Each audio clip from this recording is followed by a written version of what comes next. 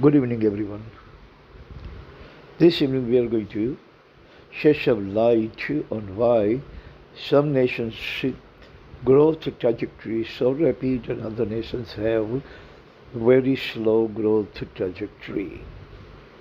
It is all about the bestowed of the God to the nation. What God has bestowed to the nation, that actually determines what kind of economic growth trajectory the nation is going to have.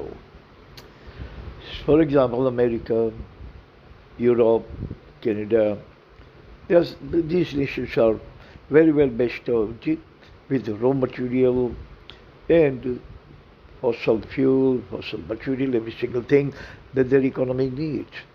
China and India actually falling on the second spot, on the second number or second slot.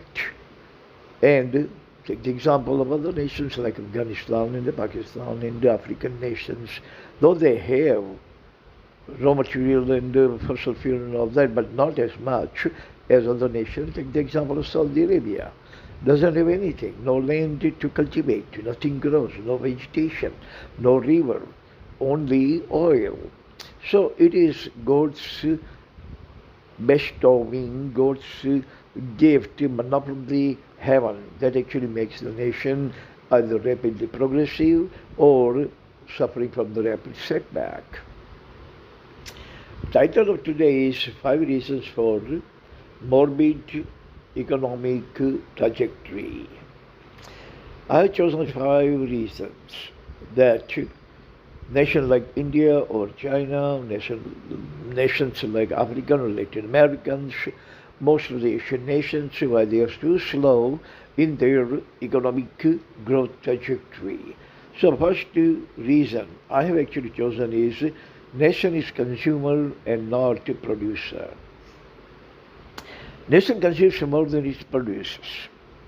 And the consumption ratio vis-a-vis production ratio is so high that the people have to consume every single thing that their nation produces, and on top of that, they have to actually force themselves to consume from the other nations by importing the essential commodities, fuel, fossils, and lots of other things from other nations because their nation just does not produce. Either the nation is lacking on technology or raw material or talent, skill, ingenuity. So many things are involved. The nation actually becomes dependent upon other nations rather than being the self-sufficient. Point number 2 is people save more than they spend. That is the common phenomena you can actually notice in entire Asia.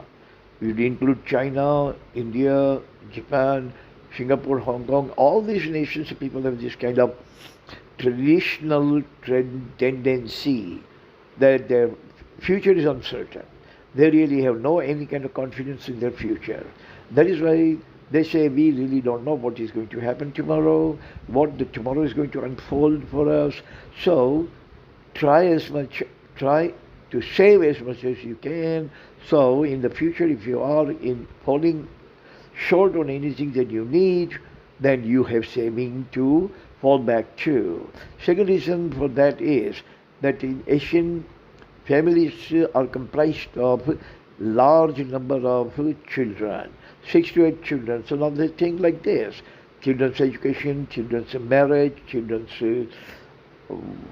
some kind of occupation, business. We're going to need investment for their education, investment for their business, investment for their marriage.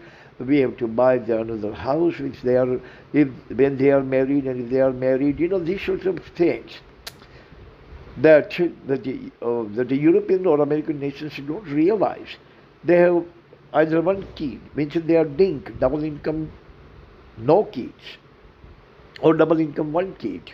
So they don't actually worry about their kid because whatever they are earning, they are automatically saving, and automatically their kids are going to be taken care of with whatever the saving they have. But here in Asia, Africa and Latin America, this doesn't happen by self, but parents have to plan deep and long for a long period of time, saving every penny they can, and this way they can have something for the next generation. Government, back, government backing and bank rolling is deficient. Second reason is that, look, in the Western countries, government is always there to back you up. If there's any kind of problem or anything happens and you are fallen, government is going to definitely extend its helping hand to pick you up. But here in Asia, Africa and Latin America, there's no such system in place. The government is not there. Like, say, for example, you are making good amount of money, government is there to collect taxes from you.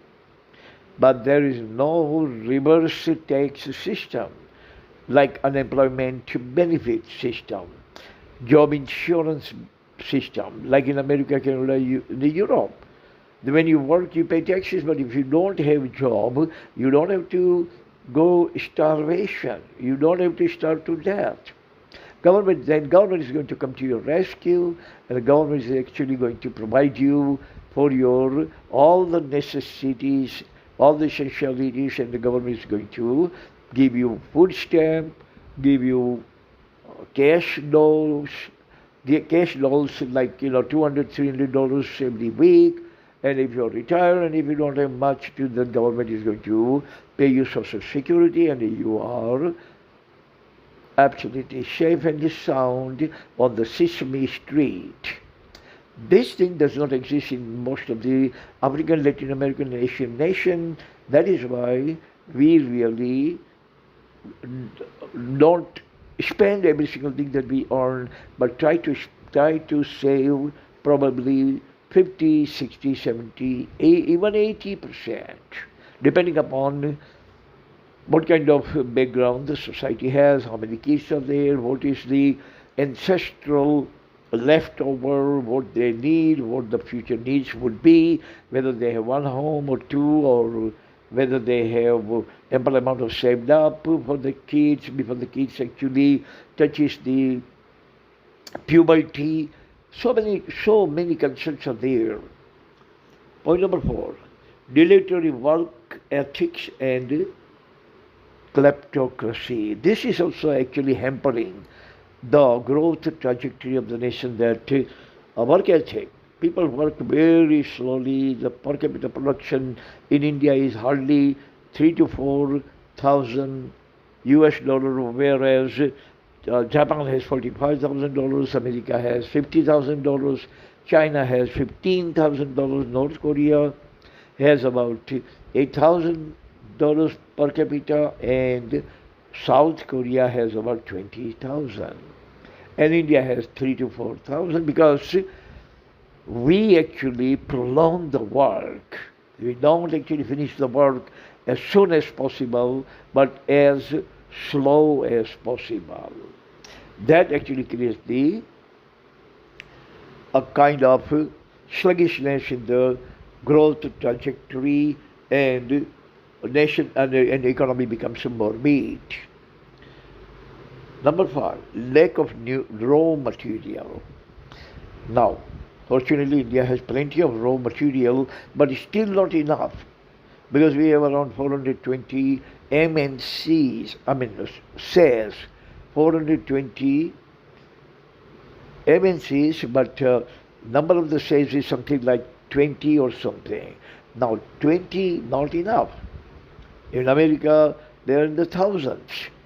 But we have only 20, mainly because the first thing, that we don't have that much land, empty land sitting anywhere. And if we want more land from the farmers, that farmers are actually going for the self-immolation.